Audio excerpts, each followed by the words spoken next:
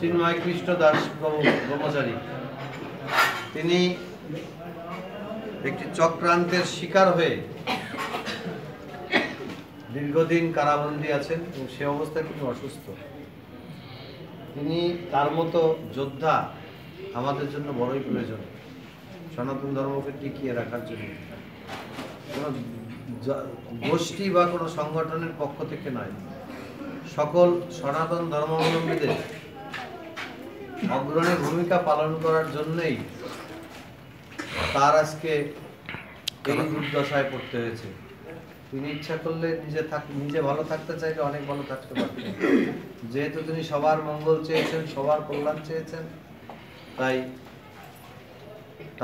তার উপরে ভগবানের এক কঠিন পরীক্ষা চলছে।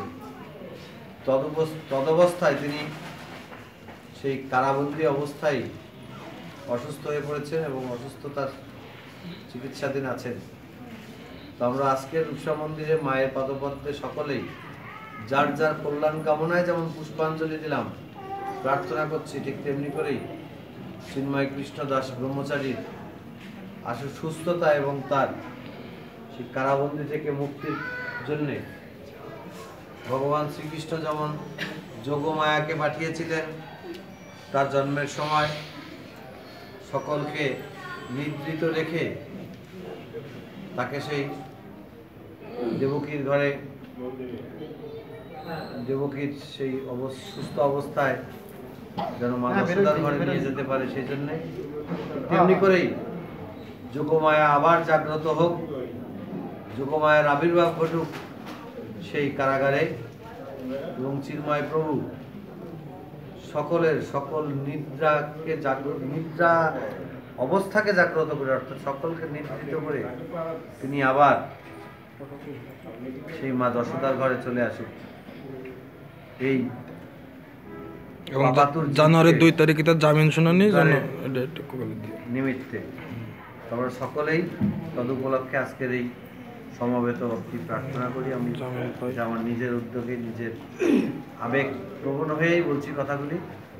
আপনারা সকলেই কায় মনোবাক্যে প্রার্থনা করেন তার মতো একজন যোদ্ধা যেন আবার আমাদের মাঝে আমাদের কথা বলার জন্য রাজপথে নামতে পারে।